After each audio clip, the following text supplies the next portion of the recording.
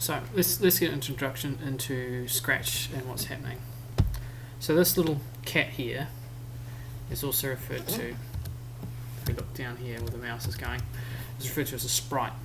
A sprite is basically any character or image or word or anything you draw that you can assign bits of code or script, as it's referred to up here. So we can tell it to do things. We have another tab called the costumes.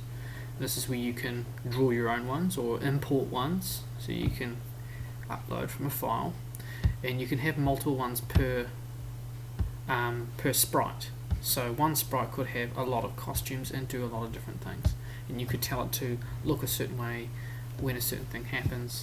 Obviously you can assign sounds such as a meow and all sorts of other fun things.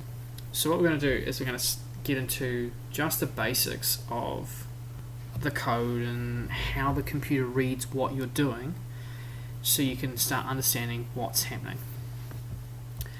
Now, if we want to think about a computer and all the stuff it can do, it's actually really dumb in some ways, but can do really complex things. What I mean by that is a computer will only do exactly as you tell it to do. So, you know, everyone here got dressed and, you know, came to school, what have you. But if you told the computer, wake up at 6 o'clock, go to the shower, turn it on, jump in it, have a shower, then brush your teeth and have your breakfast and go to school. Okay, obviously you could change the brush your teeth, have breakfast thing around the other way. But there's a few different things you have that will go completely wrong for a computer there. So you're told to wake up at a specific time, cool, so it'll do that. If you said wake up, it'll be like, well, when? So you said wake up at 6 o'clock, that was fine. You said go to the shower, turn it on, have a shower. You obviously didn't specify hot, cold. You also never told the computer, if it was wearing pyjamas, to take it off, then get the shower. So what it did was get in the shower in its pyjamas, go through the process of having a shower while wearing pyjamas. It got out of the shower. We never told it to dry itself, so it's dripping wet, brush its teeth, had breakfast, and then walked to school in its pyjamas dripping wet, not getting dressed for school. So yes, it did everything we said to the letter. Now if we were very specific and told it to do some very complex things, it could do that fine, no worries, as long as we gave all the steps needed. So this is what we're going to do here. This little tab, all these little color coded into different types of things that it does. Motion is moving, go figure. Looks, sound, pen, you won't really touch too much. Data, we'll get to that. Maybe. It's for making something a lot more complex. Events is kind of when things start to happen. Controls, this is certain conditions. Repeat this 10 times. If something happens, then do that, okay? Sensing, when touching a certain color. Operators, these are some of the more mathsy side of things of programming, and then these are the blocks, which we won't get into that. But an event is when green flag clicks. So what you'll notice up here is a green flag. In order to start a program, we need to say when green flag clicked, do this. So if I said motion, move, and I change this to 50 steps, because the steps mean pixels, so 10 pixels isn't very much. 50 you'll notice. So if I click green flag, we'll see it. There it moves. Now if I take this away from the green flag and I just go right click, it does nothing, because the green flag was clicked and it registers the click here, but it doesn't have anything to do. This 50 steps has nothing telling the computer when to action it. Okay, so we've got move 50 steps. Let's just try for a little bit of movement backwards and forwards and see what's happening. So I'll get you guys to set this up and then we'll go on to the next phase. So we'll do negative 50. So essentially it should go back the other way.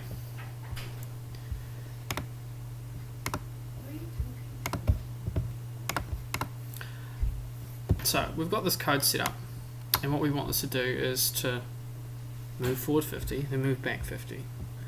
So we'll run that. So you saw, did you see anything happen? No, we didn't see anything happen. why do you think that is? Well, what it did is it moved forward and back, but it read the code so fast that we didn't see anything. So if we put in here something called like wait, right? So if I put this down to like 0.3 of a second, because I'm impatient, I can't be bothered waiting a whole second, I chuck that in the middle, what we should now see is each thing happen. Move back. There you go. So it did actually do what I said, but because the computer reads a lot faster than we do, you didn't actually notice anything that happened. Right, so we can see how some things are happening. So let's get the cat to ask us a question. It says, what's your name? So we can get it to ask us this question and wait. So what it does is when we play this, it'll move back forwards and then it will ask us, what's your name? And you can write whatever you want to write. I'll put in my teacher's initials. Cool, that achieved absolutely nothing because we haven't told it to do anything afterwards. So what we would like it to do is basically maybe say hi and repeat my name I put in. So in order to do that, is we go under looks, and this is where we have the rest of the talking type stuff. So we can get it to say hello. We'll be friendly first. How about that? So we go play, and it says what? Say hello, but because say hello doesn't have a time on it, it just said hello, then went straight to ask your name.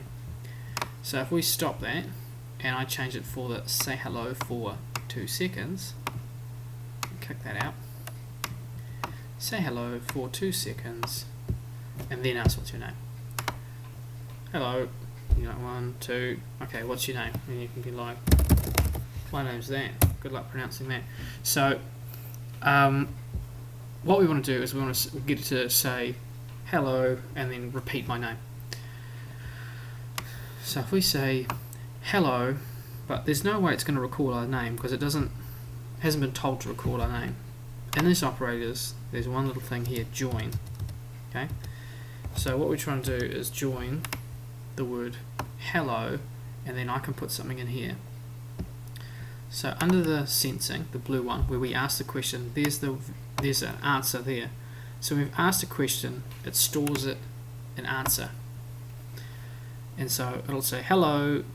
And if we look in hello, I can even make this bigger for you. That's easier. If we look in hello, we can see there's a space on the end there, right? And that means when it puts the answer out, it's actually not going to be rammed up together. So if we ask it now, and it says hello, what's your name? There you go. Right, my name is TGG. It goes hello there. So it does that. So now what we're getting is we can see that it's clearly running through an order.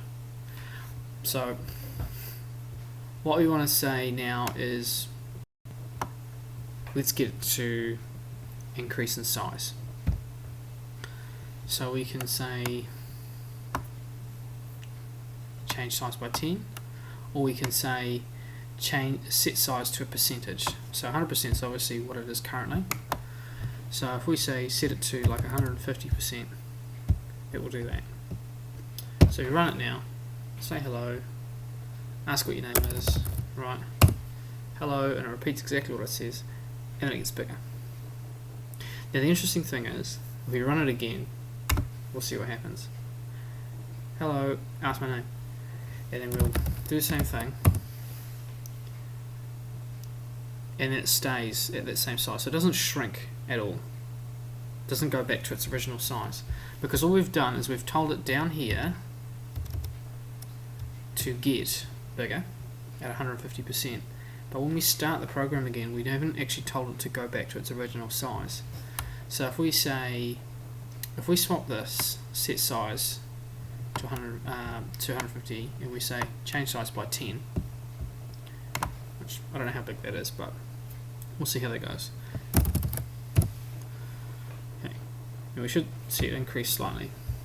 So if I make this number bigger, what we're going to find is, and I can't be bothered for hello to wait for that long, so we'll do it for 1 second, is each time we run through this, it's going to keep getting bigger and bigger and bigger and bigger, because we haven't set it back to its original state. So this is where we want to set it back to its original. So if we take this, because it currently tells us that it's actually at 210%. of its original size, which is quite handy. So if we say set it back to 100%, now we run it, cat goes back to normal, and then you can ask your question and go through this, and then it increases it by 50%. So now we're starting to get a handle on the cat doing what you want in the correct order. So now what I'm going to do is I'm going to say if sensing. Okay, so we go into our controls. I'll slow down. We're going to our controls. These are the ones that set all our conditions. Obviously, we've seen the wait code. It'll repeat a certain code to a specified amount forever. This will literally keep doing it forever unless there's a condition in it that tells it to get outside of that loop. So what a forever loop is basically something that will just keep doing that literally forever. So that whole, like, you know, on the family trip and the kid keeps going, are we there yet? Are we there yet? Are we there yet? It will do that forever, even once you arrive. Where if we look at condition down here, where it says repeat until. So repeat until will be ask, are we there yet? Until the person says yes. This is wait until. So, you know, wait at the bus stop until the certain number of bus arrives, then get on. Okay. This will be if someone smells bad, then don't sit downwind of them. If such and such smells bad, don't sit downwind of them. Otherwise, stay where you're sat. Okay. So this is like, well, if this condition is met, otherwise or else, just do this. So it's kind of like you got your two options, and it tells you what to do for both of them. Okay, and we've got this stuff for the cloning in this down here, but we're not going to get into that. So I've said if, and under motion, we want to go sensing. We're going to say if touching, and we go touching what? There's only the cat there. Well, if we look in a drop down, we've also got edge. If touching edge, then under motion, we want it to bounce. So, which says if on edge bounce anyway.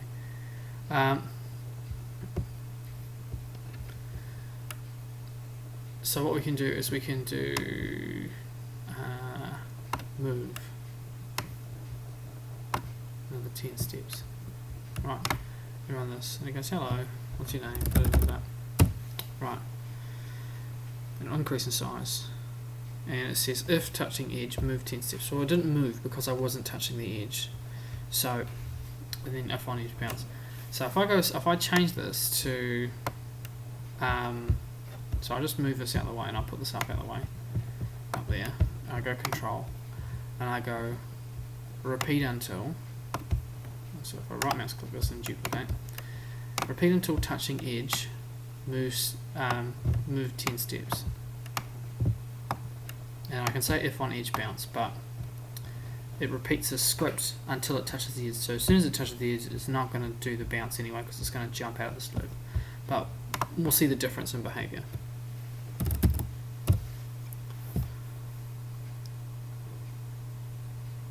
Right.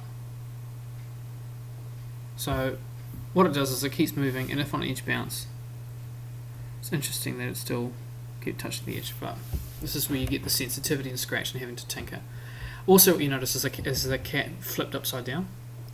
So if we go under the eye, there's a called a rotation style. If we change it to left, right, it will stop that. Then we can put that back. And also under here, if you want, you can rename the sprite.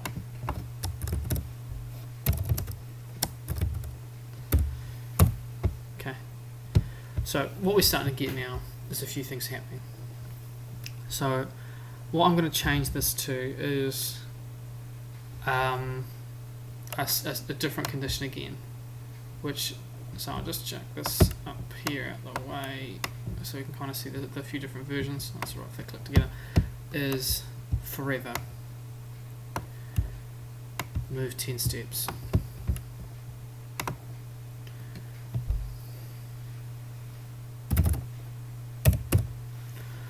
Right. So we should see it move, and it will just keep moving, and just keep moving, and keep moving.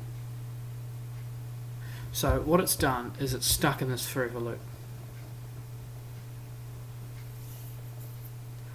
Now, if we wanted to set a condition like if touching edge, then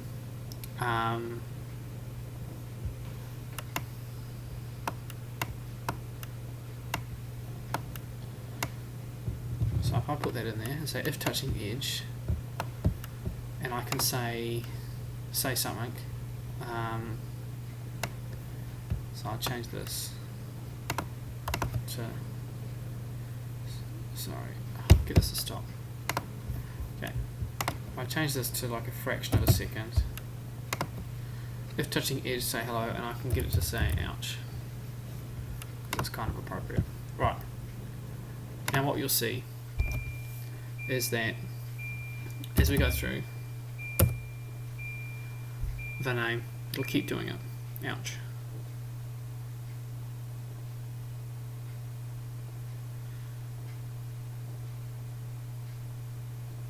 So what you can see is some of the inconsistency in the program because of perhaps the size of the cat and some of these other things. Is the sensitivity is not picking up the code. But it says if on edge, bounce, and then because it's doing that before it can read this, it's reacting. So if I take this and I chuck it in here,